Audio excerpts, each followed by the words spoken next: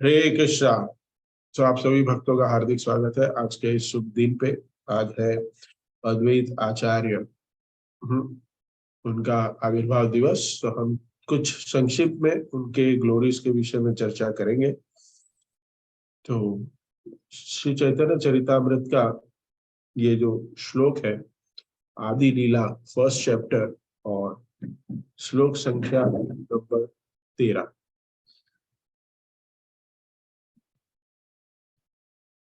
तो उस श्लोक के ऊपर हम चर्चा करने जा रहे हैं। तो आपके समक्ष वो स्क्रीन पे है।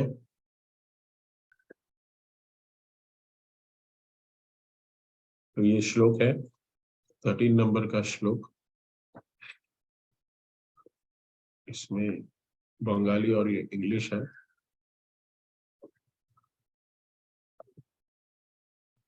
अद्वैत हरिण द्वैताचार्य भक्ति संशन भक्तावतार भक्तावतारमीशम तम द्वैतम आचार्य श्रेय।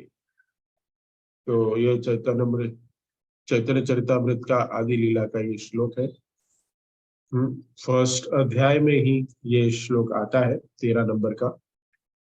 और ये बता रहे हैं कि यहाँ पे ट्रांसलेशन हम पढ़ेंगे। Because he is non different from Hari the supreme lord, he is called Advaita, and because he propagates the cult of devotion, he is called acharya.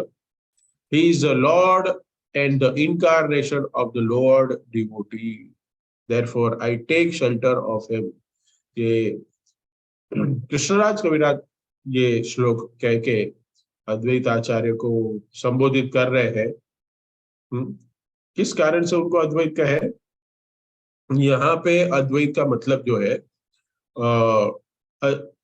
Non dual हम कह सकते हैं। वो भगवान से अभिन्न नहीं है। भगवान श्री हरि से अभिन्न नहीं है, इसके लिए वो हरि है। और भक्ति भक्ति संप्रदाय का प्रचार कर रहे हो। हाँ, इसके लिए वो आचार्य कहलाते हैं। अद्वैत क्यों कहलाते हैं? क्योंकि भगवान श्री हरि से वो अभिन्न है। और आचार्य क्यों कहलाते हैं? क्योंकि वो ही propagate the cult of devotion, वो भक्ति के प्रचार कर रहे हैं, भक्ति का।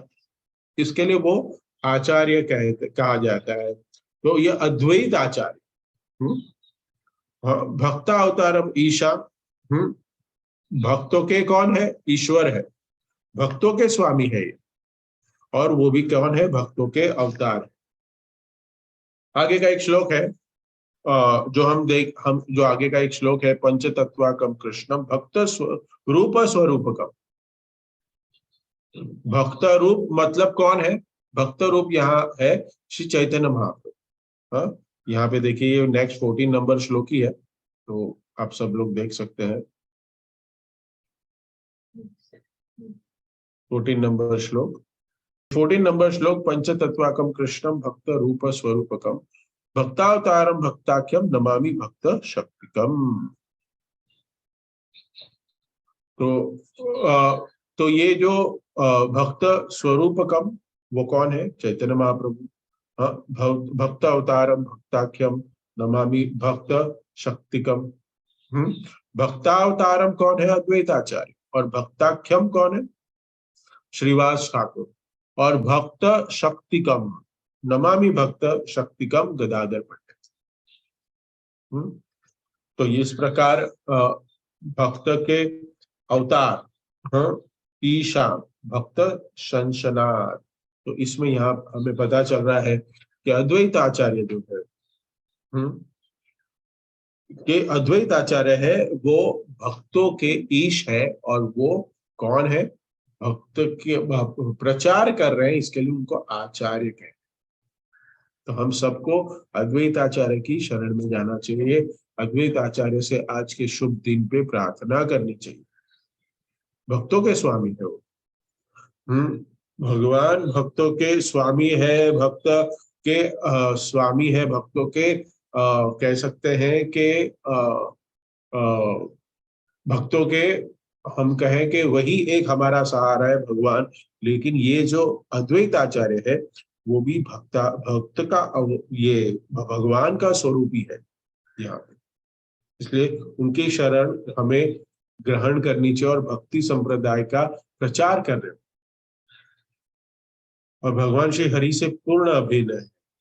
इसलिए कविराज कृष्णराज कविराज गोस्वामी इस चैतन्य चरितामृत ग्रंथ में क्या कह रहे हैं कि मैं शरण ग्रहण करता हूँ, मैं आश्रय ग्रहण करता हूँ।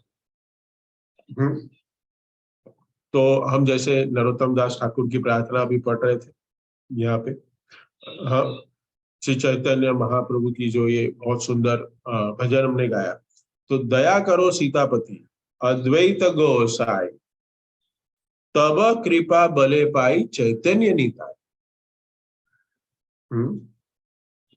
अद्वैत आचार्य की कृपा से ही हमें नित्यानंद महाप्रभु की कृपा प्राप्त होगी। डिसाइपल सक्सेशन में हमें भक्ति करनी, ना कि हम डायरेक्टली हम भगवान की शरण में गिरे, क्योंकि गुरु के बिना हम भगवान को नहीं समझ सकते। वी कैन नॉट अंडरस्टैंड, ये बहुत जरूरी है। इसलिए अद्वैत आचार्य की शरण में जाना पड़ेगा। इसलिए भगवान भी कहते हैं ना, भगवान भी कहते हैं जो मेरा भक्त है वो मेरा भक्त नहीं है, जो मेरे भक्तों का भक्त है वही मेरा सच्चा। इसलिए हम अगर कहें कि नहीं मैं तो भगवान की सिर्फ सीधा सेवा करूंगा, लेकिन वैष्णवों की अगर हम सेवा नहीं करेंगे, अगर हम वैष्णव की सेवा नहीं कर रहे तो हमारी भक्ति में वर्धन नहीं होगा। क्योंकि यहाँ पे हमारे समक्ष इस संसार में अगर हम सेवा करेंगे तो प्रैक्टिकली हम किसकी सेवा करें? भक्तों की। साक्षात भगवान तो ऑल्टर के बाहर आके सेवा की ग्रहण करने वाले हैं, तो आप सेवा किसकी करो? वैष्णव की। इसलिए भगवान कहते हैं कि वैष्णव की सेवा करो, मेरे महान भक्तों की सेवा करो। अगर आप उनकी सेवा कर रहे हो तो मेरी सेवा कर रहे हो। ध्यान में देना चाहिए, ये ध्यान रखना चाहिए तत्व को, इसको। तो अद्वैत आचार्य का आविर्भाव जो है 1435 में, 2435 में बांग्लादेश में हुआ था। बांग्लादेश अभी मैं क्यों कह रहा हूं, क्योंकि आपको समझने की, अब पहले जब 14 सेंचुरी में ये तब बांग्लादेश नहीं था, तब तो पूरा एक ही हमारा राज्य था, एक ही देश था। लेकिन अभी वो बांग्लादेश में चला गया है बंटवारे के बाद, तो इसलिए वो मैं बांग्लादेश बता रहा हूँ। नवग्राम एक जगह है, वहां पे उनका बर्थ हुआ था, नवग्राम में 1435 में। और आज भी देखें कि बांग्लादेश में बहुत सारे स्थान है जहाँ पे बहुत सारे वैष्णवों का जन्म हुआ था। नरोत्तम दास ठाकुर, श्रीवास ठाकुर, ये सब वो वहां पे बांग्लादेश में ही उनका जन्म हुआ था। उस जगह पे सिलहट है, छठाग्राम है, बाद में खेजूरी ग्राम, नवग्राम, ऐसे अलग अलग जगह पे वहां पे लीला स्थली बंटवारे के बाद वहां पे बांग्लादेश में चली गई। तो तो चैतन्य महाप्रभु के परिकरों का वो सारे स्थान है, लेकिन वहां पे चला गया। तो नवग्राम में ये अद्वैत आचार्य का जन्म हुआ नवग्राम में। और उनके पिता का नाम क्या है? उनके पिता का नाम है कुबेर मिश्रा और लाभा देवी। पिता का नाम है कुबेर मिश्रा और पत्नी का नाम मम्मी पिता माता का नाम है लाभा देवी। और बहुत ही कम उम्र में, 12 साल की उम्र में उनको शांतिपुर भेजा गया। और 12 साल की उम्र में वो शांतिपुर आ गए अपने नवग्राम से। उनको भेजा क्यों गया? क्योंकि उनको शिक्षा के लिए। और ये जो गौर मंडल है तभी के समय में, ये जो गौर मंडल था ये बहुत ही प्रचलित था वेदाध्ययन के लिए, उपनिषदों को पढ़ने के लिए, न्याय शास्त्र पढ़ने के लिए, संस्कृत और व्याकरण सीखने के लिए। ये जो नवद्वीप था, ये जो गौर मंडल था, वो शास्त्रों को पढ़ने के लिए एक हम कह सकते यूनिवर्सिटी माना। आज के समय में है ना, देखिए हार्वर्ड यूनिवर्सिटी, ऑक्सफोर्ड यूनिवर्सिटी, जैसे बड़ी बड़ी MIT है। हाँ, तो ऐसे ऐसे बड़े बड़े जो विश्वविद्यालय है, ये विश्वविद्यालय जैसे अभी है, वैसे मायापुर के आसपास का जो जगह है, जिसको हम कहें गौरमंडल, वो विश्वविद्यालय था। स्पिरिचुअल पोटेंसी, उसमें स्पिरिचुअल नॉलेज मिलता था। तो विश्व भर से सारे जिन जिन भक्तों को ये सारी स्टडी, स्पिरिचुअल स्टडीज में इंटरेस्ट होते थे, तो वो अपने बेटों को, बच्चों को यहाँ पे नवद्वीप भेजते थे। दूर दूर से आते थे। तो अद्वैत आचार्य भी शांतपुर 12 वर्ष में आ गए, और वहां जाके उन्होंने वेद, उपनिषद, संस्कृत, व्याकरण, ये सब का अध्ययन किया। 12 वर्ष की उम्र से शुरू कर दिया। और अद्वैताचार्य का जो विवाह बाद में जो हुआ, उनका जो विवाह हुआ था, वो एक ब्राह्मण थे जिनका नाम था नरसिम्हा बहादुरी। उनकी बेटी थी सीता ठाकुरानी। तो अद्वैताचार्य की पत्नी का नाम था सीता ठाकुरानी। उनके साथ उनका विवाह हुआ था अद्वैताचार्य का। और और आगे महाप्रभु के आने से पहले अद्वैताचार्य शांतिपुर में ही रहे। लेकिन जैसे चैतन्य महाप्रभु का आविर्भाव हुआ जगन्नाथ मिश्रा के घर में, तब अद्वैताचार्य ने अपना निवास स्थान नवद्वीप में, मायापुर में बना लिया था। तो आप लोग जो जो भक्त लोग मायापुर गए होंगे उनको पता होगा कि मायापुर में जो जगन्नाथ मिश्रा का जो घर है, चैतन्य महाप्रभु का आविर्भाव जगह है, जिसको हम कहते हैं योगपीठ, उसके पास ही श्रीनिवास आचार्य का ये एक अद्वैत आचार्य का घर है। वहाँ हम देखते हैं, वहां पे घर है। तो महाप्रभु ने जब तक संन्यास नहीं लिया था ना, तब तक वो मायापुर में ही रहे। मायापुर से जब चैतन्य महाप्रभु संन्यास लेके मायापुर छोड़ के जगन्नाथपुरी गए थे, उसके बाद वो वापस शांतिपुर में जाके रहने लगे।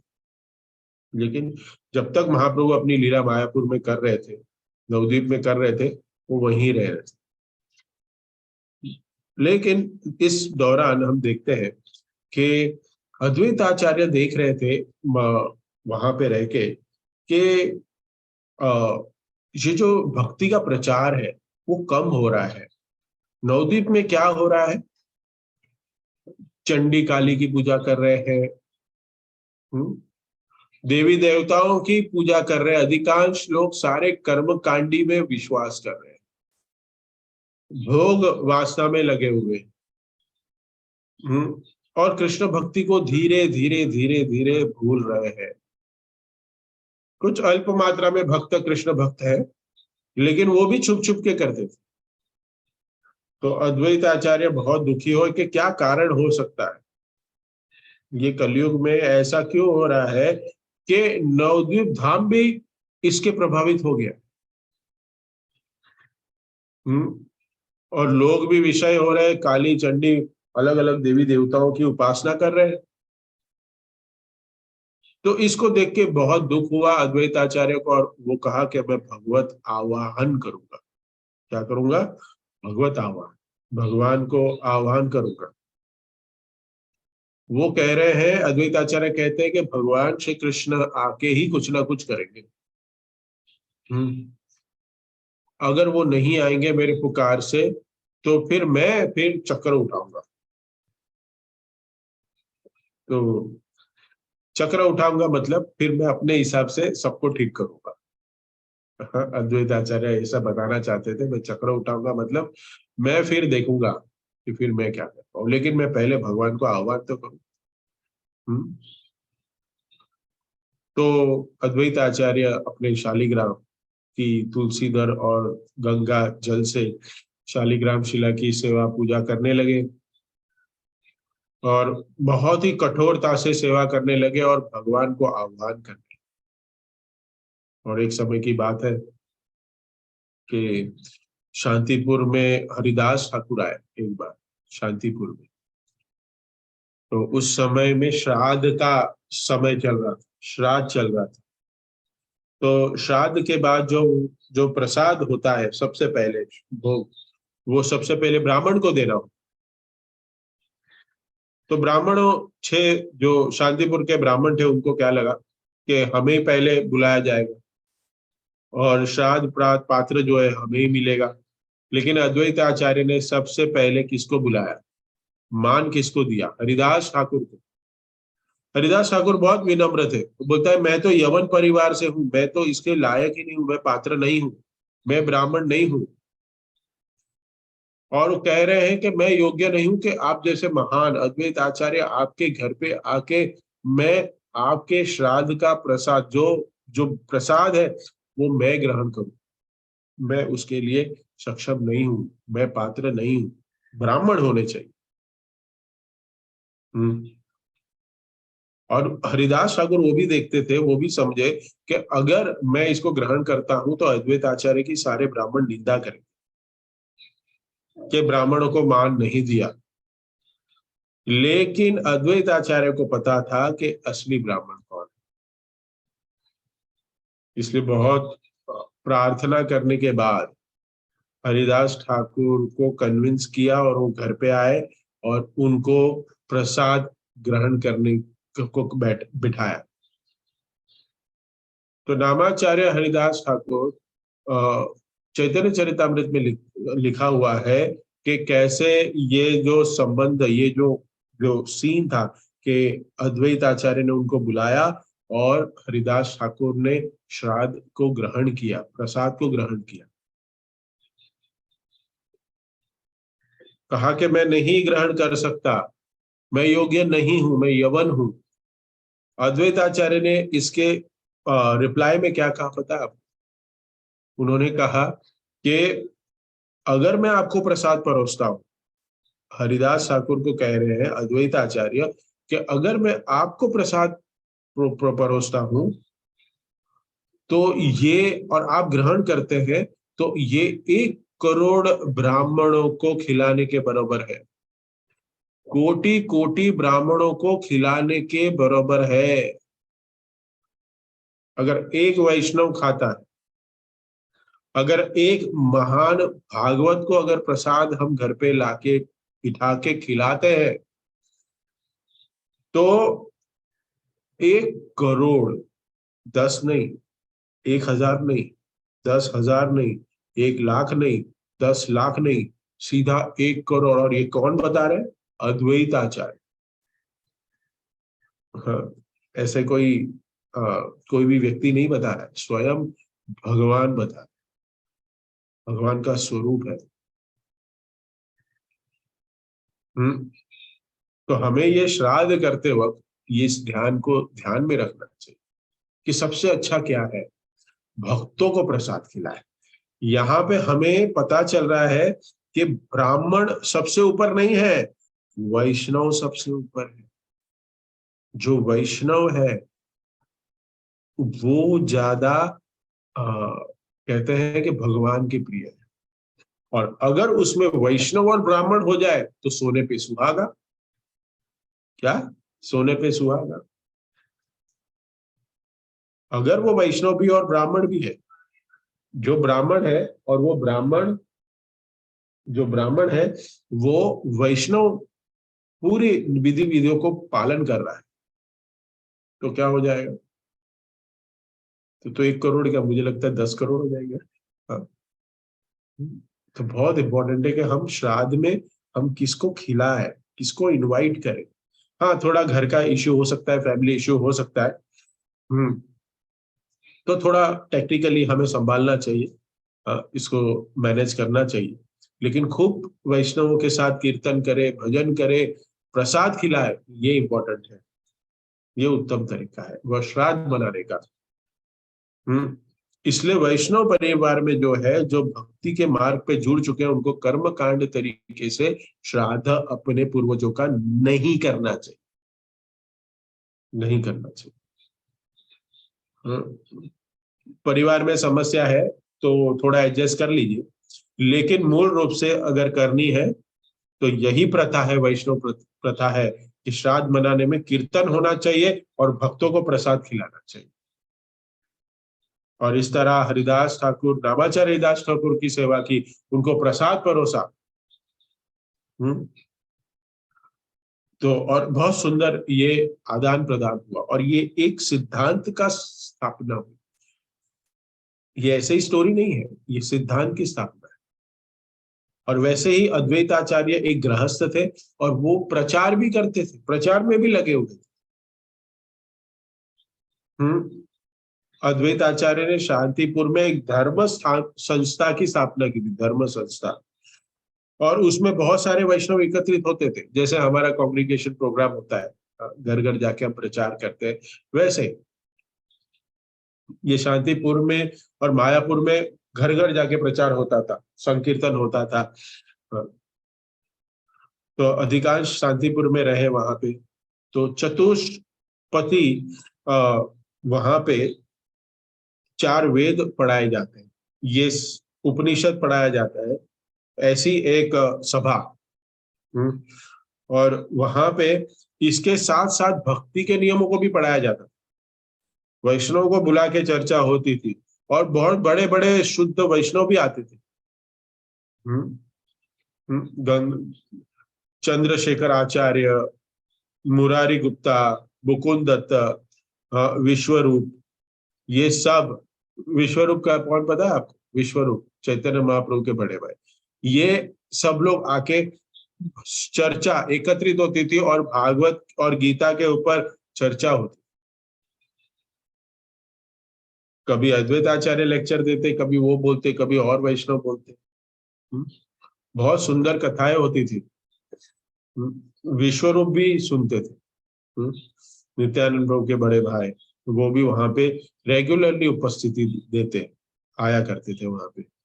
वो भी कथा करते वहां पे, चैतन्य महाप्रभु के बड़े भाई। तो विश्वरूप और ये सब एकत्रित होके क्या करते? कथा करते, कीर्तन करते। और एक बार क्या हुआ कि तुलसी दल के द्वारा, गंगा जल के द्वारा शालिग्राम शिला की सेवा करते थे। और जब वो करते थे तो उनके आंखों से आंसू बहा करते थे, भाववेश में। और जोर जोर से सिंह की तरह दहाड़ते थे, इसलिए कभी कभी है ना, उनको अद्वैत सिंह भी कहा जाता है। वो सिंह की तरह दहाड़ते थे, जोर जोर से उच्चारण करते थे, भगवत का आह्वान करते थे। और और ऐसा भी लिखा गया है कि तब तक मैं विश्राम नहीं करूंगा जब तक भगवान श्री कृष्ण इस धराधाम में प्रकट नहीं हो जाते, इस भूतल में, इस पृथ्वी पे जब तक वो प्रकट नहीं हो जाते, मैं विश्राम नहीं। क्यों ये भाव क्यों है? क्योंकि ये सारे जो बद्ध जीवात्मा ये देवी देवताओं की पूजा करने में लगे हुए हैं, उनको असली शास्त्रों का अर्थ नहीं पता है। वो सभी मोहित हो गए हैं इस संसार के अलग अलग कर्मों के ऊपर। तो इनका उद्धार करने के लिए मैं साक्षात भगवान श्री कृष्ण को बुलाऊंगा। हम्म भगवान श्री कृष्ण गोलोक वृंदावन से जब यहाँ प्रकट होंगे, वही जीवात्माओं का उद्धार करेंगे, ऐसा उनका भाव था। और अगर वो नहीं आए, मैं प्रार्थना करूंगा, अगर वो नहीं आए तो मैं क्या करूंगा? तो कहे कि मैं सुदर्शन चक्र उठाऊंगा, साम दाम दंड भेद से मैं सबको भक्त बनाऊंगा।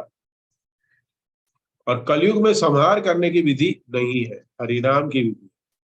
हाँ, तो चैतन्य महाप्रभु को आना ही पड़ा, चैतन्य महाप्रभु को आना ही पड़ा।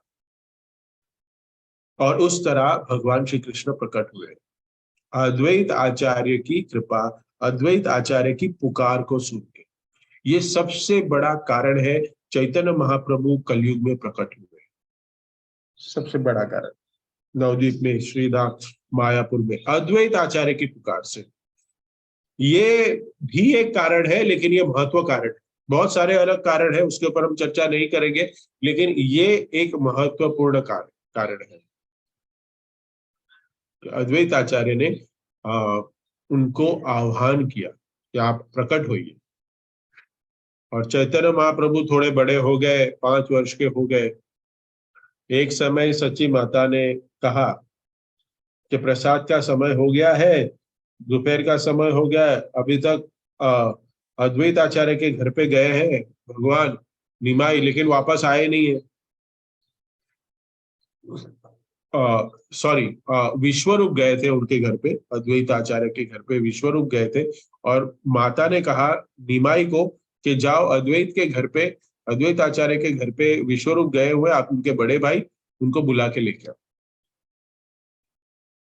और निमाई जब वहां पहुंचे, निमाई के पास पहुंचे, तो अद्वैत आचार्य ने जब निमाई को देखा, तो निमाई की सुंदरता को देख के एकदम मुग्ध हो गए, आश्चर्यचकित हो गए, इतने प्रभावित हो गए कि देखते ही रहे। और सोचा कि मुझे आकर्षित कौन कर सकता है। अद्वैत आचार्य सोच रहे हैं कि मुझे आकर्षित कौन कर सकता है। माया तो उनको प्रभावित नहीं कर सकती, क्योंकि वो महान भक्त है। माया कितनी भी आकर्षित क्यों ना हो, अद्वैत आचार्य को आकर्षित नहीं कर सकती। तो कई बार प्रश्न उठता है, माधवेंद्र पुरी की कथा हम जब सुनते हैं उसमें भी यही था। गोविंद कुंड में हम गए थे, वृंदावन में हमने कथा सुनी है, गोविंद कुंड याद है? चैट में लिख के भेजिए कि याद है गोविंद कुंड, स्मरण है गोविंद कुंड गए थे हम लोग। और महादेवेंद्र पुरी वहां पे भजन करते थे। एक एक छोटा सा बालक वहां पे दूध लेके आया। कथा जानते हैं आप? तो श्रीपाद माधवेंद्र पुरी उस बालक के बारे में स्मरण कर रहे। गोविंद को छोड़कर मैं इसको गिरिराज जी को स्मरण, गिरिराज के मैं चरण के में समक्ष बैठा हूं, गिरिराज जी के शरण में हूं, लेकिन मैं उस बालक का स्मरण कर रहा हूं। मैं उस बार बार बालक का चिंतन क्यों कर रहा हूं? इतना आकर्षक वो है, तो वो है कौन? माधवेंद्र पुरी समझ गए कि स्वयं स्वयं सुंदर है, इसलिए मेरा आकर्षण उसमें है, नहीं तो मैं तो कोई भी वस्तुओं में आकर्षण नहीं हूं। ये हमारी बात नहीं। हाँ, ये आचार्यों की बात कि अगर उनका कहीं कहीं आकर्षण लग जाता है तो वो सोचने लगते हैं कि कहीं ना कहीं ये भगवान श्री कृष्ण के साथ कनेक्शन में है, तभी मेरा आकर्षण है वहां, नहीं तो मैं आकर्षित नहीं हो सकता। ये साधना भक्ति का फल है, प्रेम का फल है। तो वो देख रहे हैं, अद्वैत आचार्य भी देख रहे हैं कि ये छोटा सा बालक निमाई है, इसके ये बालक मुझे क्यों आकर्षित कर रहा है? मैं ये साधारण बालक नहीं लग रहा है, ये कौन है? सोच रहे हैं कि कौन है बालक ये, इसने मुझे मोहित क्यों कर दिया है। तो चैतन्य महाप्रभु अद्वैत आचार्य के घर पे है, और तभी समझ में आ जाता है कि ये साक्षात भगवान है। अद्वैत आचार्य को फर्स्ट साइन मिलती है कि यही है। और चैतन्य और अद्वैत आचार्य बार बार है ना, उनको परखना चाहते थे कि अगर निमाई भगवान है तो निश्चित रूप से मेरे घर पे आएंगे। शांतिपुर में रहते थे, और अगर मेरी पुकार से प्रकट हुए तो मुझे मिलने जरूर आएंगे। तो अद्वैत आचार्य ने कहा कि मुझे मिलने आएंगे, तो एक काम करता हूं, मैं नवद्वीप से मैं वापस शिफ्ट हो जाता हूँ, शांति चला जाता हूँ। हाँ, और नवद्वीप में, नवद्वीप से जब शांतिपुर चले गए तो वहां पे वो अपने एक, आपको है ना, एक विद्वान की तरह, पंडित की तरह प्रस्तुत कर रहे अद्वैत आचार्य। और वहां पे जब चैतन्य महाप्रभु ईश्वरपुरी से, उनके गुरु से दीक्षा ग्रहण की, और वो वहां मायापुर में रह रहे थे, लेकिन अद्वैत आचार्य शांतिपुर चले, वो परखना चाहते थे। और चैतन्य महाप्रभु ने मायापुर में भाव भक्ति का प्रदर्शन करना शुरू कर दिया था। सारे भाव के लक्षण दिखाई पड़ते थे चैतन्य महाप्रभु के। और चैतन्य महाप्रभु अपने आप को भक्त के रूप में नवद्वीप में प्रकट करने लगे। हम्म। तो क्या हुआ कि मायापुर में चैतन्य महाप्रभु अपनी लीलाएं संपन्न कर रहे थे भक्त के रूप में। तो क्या हुआ, हम देखते हैं कि भगवान श्री कृष्ण की लीला में भी भगवान जब इस धराधाम पे अवतरित होते हैं और फिर वो एक मनुष्य की तरह कोई कार्य करते हैं, तो हम मोहित हो जाते हैं कि सच में भगवान है। भगवान ने ग्वाल बालों के साथ मिलके प्रसाद झूठा खाया तो ब्रह्मा जी मोहित हो गए। करेक्ट। यहाँ पे भी वही हुआ, इस लीला में अद्वैताचार्य मोहित हो गए कि मैं तो सोच रहा हूँ ये जो चैतन्य महाप्रभु है वही भगवान है, मैंने आह्वान किया, उनको बुलाया है, मैंने ही बुलाया। लेकिन एक कारण वही है कि मैंने अभी शालिग्राम की शिला की और उनका आह्वान किया, लेकिन अभी उनका जो कार्य है ना, अभी जो लीलाएं कर रहे हैं नवद्वीप में, वो भगवान जैसी नहीं है। हाँ, वो भक्त बन के घूम रहे हैं। हाँ, कभी मूर्छित हो जाते हैं। हाँ, कभी कभी ऐसी जल क्रीड़ाएं करते हैं, बच्चों के साथ खेल रहे हैं। तो ऐसी लीलाएं क्यों कर रहे हैं? तो ऐसी लीला को देख के मोहित हो गए। तो ब्रह्मा जी ने भोजन लीला देखी कि जूठा खा रहे सखाओं का, मित्रों का, तो ये देख के ब्रह्मा जी मोहित हुए थे। तो ये ऐसा कभी बार कहीं कहीं बार होता है कि पूर्ण ब्रज के भाव में नहीं है, पूर्ण ऐश्वर्य का भाव होता है। तो भगवान को नहीं समझ पाते हम, और बाद में मोह उत्पन्न हो जाता है, ये भक्त है या भगवान है। हम्म भक्तावतार भक्ताख्यम, कौन है, कौन चैतन्य महाप्रभु भक्त है या भगवान है। हाँ, तो अद्वैत आचार्य के मन में यहाँ भी शंका उत्पन्न होती है कि वास्तव में है कौन। यही वास्तव में भगवान है जो गोलोक वृंदावन से प्रकट हुए हैं। और इस बात की परीक्षा लेना चाहते थे। और देखिए यहाँ पे आचार्यगण टीका करते हैं कि ये अद्वैत आचार्य हमारे लिए ये प्रूफ देना चाहते हैं कि हम फ्यूचर में चैतन्य महाप्रभु को भगवान समझे, इसके लिए इस सीन को क्रिएट किया गया है। अद्वैत आचार्य के भाव में खोट नहीं है, हमारे लिए प्रमाण देना चाहते हैं, प्रमाण को स्थापित करने के लिए वो कार्य करें। जैसे हम स्कूल में जाते हैं, हमको पता है कि एक्सपेरिमेंट में ये ही आएगा क्योंकि हमारे पहले लोगों ने किया है, लेकिन फिर भी हमारी बुद्धि को ठीक से स्थित करने के लिए वहां पे हमको एक्सपेरिमेंट किया जाता है। हमें लेबोरेटरी में जाके एक्सपेरिमेंट करते हैं, करेक्ट, जाते हैं और करते हैं क्या नहीं एक्सपेरिमेंट। तो क्या होता है, वो स्थापित हो जाता है हमारे हमारे दिमाग में कि नहीं ऐसा ही है। तो वो प्रैक्टिकल बताने के लिए ये अद्वैत आचार्य ने ऐसा भाव प्रकट किया कि मैं नहीं मानता, ये क्या हो गया, ऐसे भगवान ऐसा कार्य नहीं कर सकते। शांतिपुर चले गए, मैं शांतिपुर जाता हूँ और शांतिपुर जाके मैं देखता हूं कि अगर वास्तव में भगवान है चैतन्य महाप्रभु, तो मुझे निश्चित रूप से शांतिपुर दर्शन देने के लिए आएंगे। तो मैं कुछ समय शांतिपुर शिफ्ट हो जाता हूँ, फिर देखते हैं, और छुप के रहता हूँ, और थोड़ा हट से भक्ति करता हूँ, देखता हूँ कि वो मुझे पुकारते हैं क्या। तो श्रीवास ठाकुर में, श्रीवास आंगन में हर बार कीर्तन मंडली आती थी, कीर्तन होता था, और प्रत्येक रात्रि कीर्तन होता था, संकीर्तन होता था श्रीनिवास आंगन में। तो मायापुर में अभी भी है वो। हाँ, अब जब जाएंगे तब देखेंगे। हाँ, तो श्रीवास ठाकुर के भाई थे श्रीराम पंडित। श्रीराम पंडित को भगवान ने बुलाया, चैतन्य महाप्रभु ने बुलाया, जाओ शांतिपुर जाओ और अद्वैत आचार्य को बुला के ले, और उनकी पत्नी को भी बुला,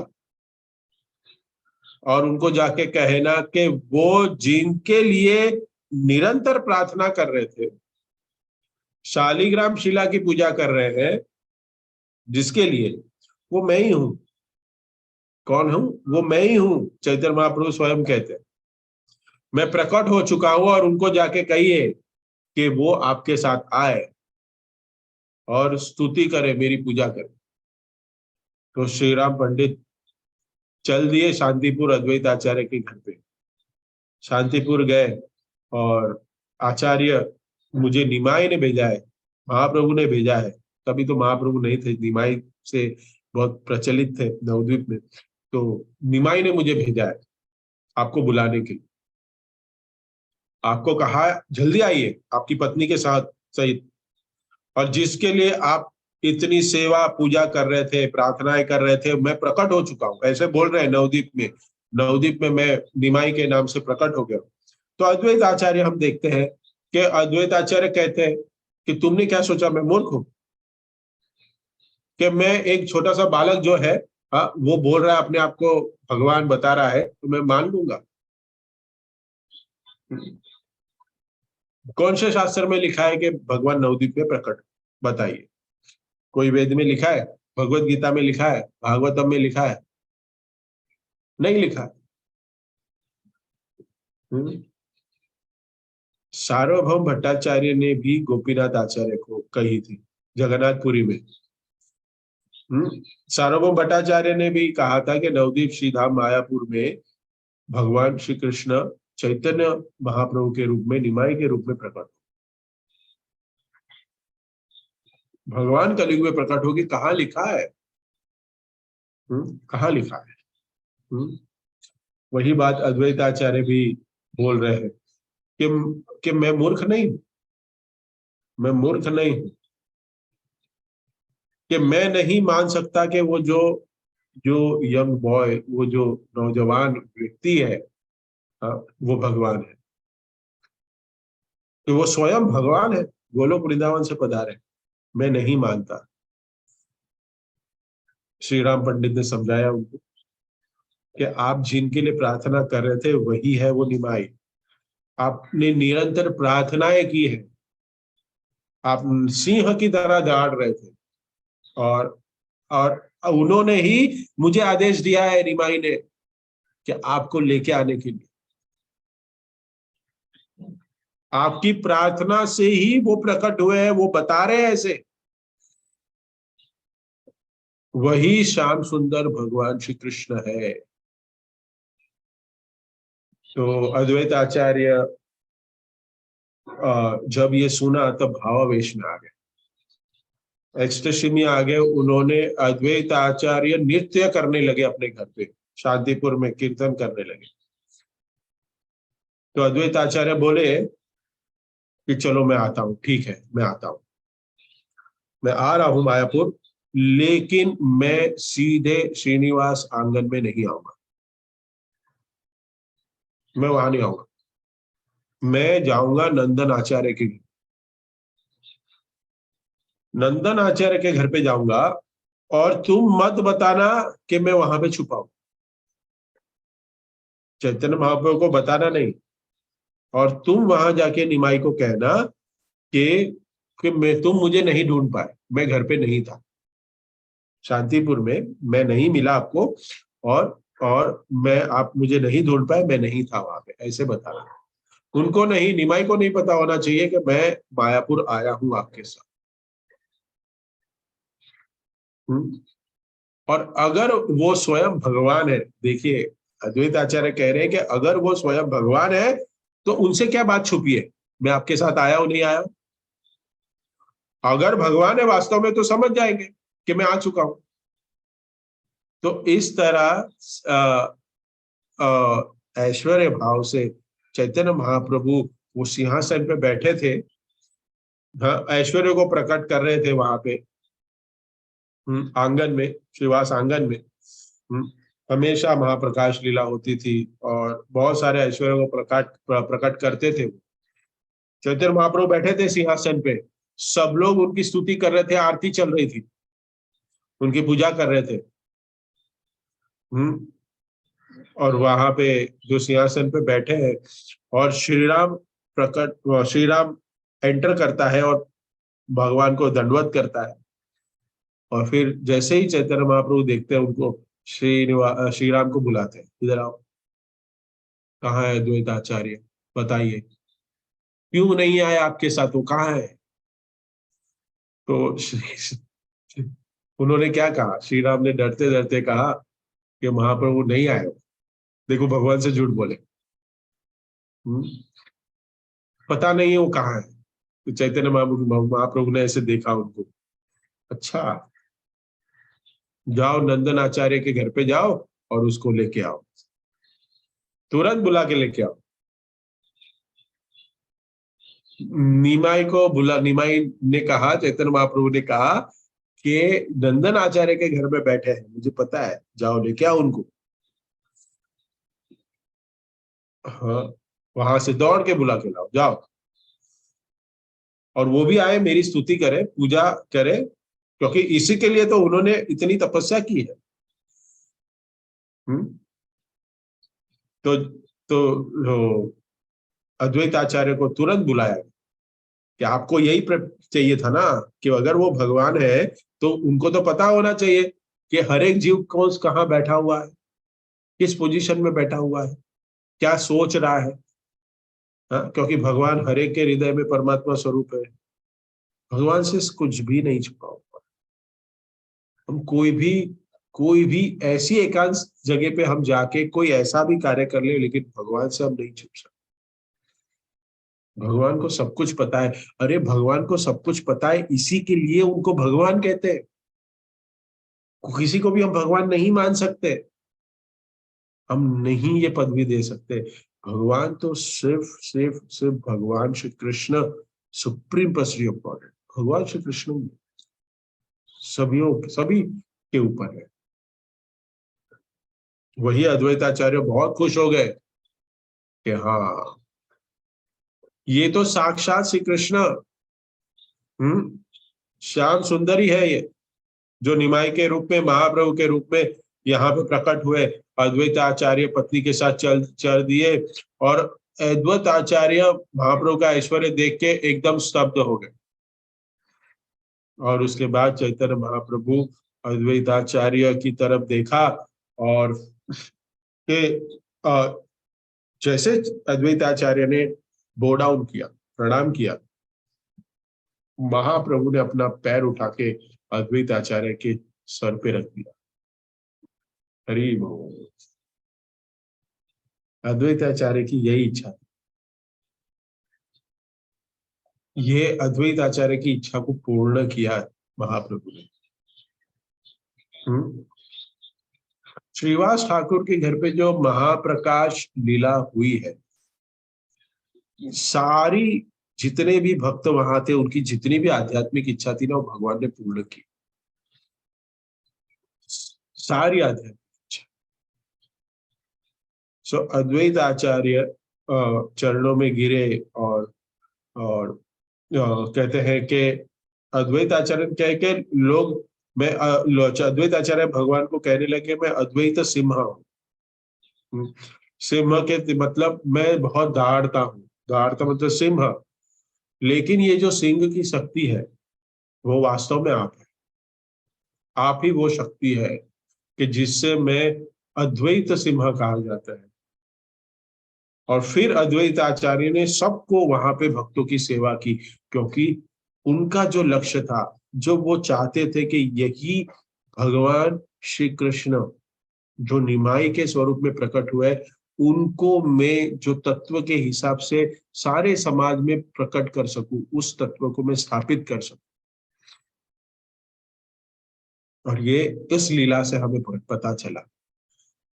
तो हमें इस अद्वैत आचार्य से, महान आचार्य सारे, ये बहुत सुंदर है कि जो आंगन है ना, श्रीवास आंगन, मायापुर जाएंगे तब देखेंगे, वहां पे हर रोज कीर्तन होता था शाम को, और अलग अलग लीलाएं, चैतन्य चरितामृत तो एक मधुर नेक्टर ही है, वहां पे सारे अलग अलग लीलाएं होती थी। और हर रोज चैतन्य महाप्रभु सारे भक्तों के जितने भी इच्छाएं थे ना, वो पूर्ण करते थे। एक बार भक्तों ने कहा कि बहुत भूख लगी है, तो आम खाना है। क्या खाना है? आम। अभी आम कहाँ से प्रकट हो, क्योंकि आम के लिए तो अभी सीजन आनी बाकी है, गर्मी में आते हैं आम तो। लेकिन भगवान के लिए क्या असंभव। भगवान ने कीर्तन चलते चलते एक ऐसा आह्वान किया कि एक सुंदर सा पेड़, जिसमें आम ही आम, और आम भी कैसा, जिसमें गुठली नहीं, और हर एक आम एकदम चाशनी से भी मीठा। ऐसा नहीं कि ये थोड़ा, अरे ये तो थोड़ा खट्टा है, चलो इसको साइड पे रखो, अरे दूसरा नहीं, हर एक आम चाशनी से भी मीठा, और उसके अंदर गुठली भी। बताइए, जो चाहिए वहां प्रकट। अरे स्वयं भगवान वहां बैठे, वहां पे क्या नहीं प्रकट हो सकता, क्या नहीं प्रकट। तो अगर हम भगवान श्री कृष्ण को हमारे हृदय में प्रकट करेंगे, हमारे घर में प्रकट करेंगे, अगर हम हमारे घर को श्रीनिवास आंगन बना देंगे, क्योंकि आंगन में क्या होता है, भगवान श्री कृष्ण की पूजा, हाँ, हरिनाम और भक्तों की सेवा, वही श्रीनिवास आंगन में हुआ। अगर वही श्रीनिवास आंगन में जो हमारे घर पे होगा, तो हमारे घर में ऐश्वर्य के साथ साथ भक्ति का भी की बहार आएगी। इसलिए कहते हैं ना कि हम सभी को घर में, हमारे घर को आंगन बनाना है, श्रीवास आंगन बनाना चाहिए। यही अद्वैत आचार्य की इच्छा थी कि हर हर हर जाके हम, हर हर गांव में, हर हर एक गली में क्या हो, संकीर्तन यज्ञ हो। क्योंकि कलयुग का जो ये संकीर्तन यज्ञ है, संकीर्तन करना, यही एक हमें, हमारा, हमारे इस भव सागर को हमें पार कर सकता है। और ये हमारे सारे आचार्यों की देन है, ये हमारे आचार्यों की देन। हमें इससे समझना है कि अद्वैत आचार्य के दिन, आविर्भाव के दिन, उनसे यही प्रार्थना करें कि आप ही के कारण कि आज हमें श्री चैतन्य महाप्रभु की असीम कृपा प्राप्त हुई। चैतन्य महाप्रभु आए और हमें इस हरिनाम संकीर्तन दिया, और इनसे प्रार्थना करें कि आप जैसे चैतन्य महाप्रभु की सेवा करने में अग्रसर है, वैसे ही हमें सेवा करने के लिए शक्ति प्रदान करें, भाव प्रदान करें। ये बहुत जरूरी है।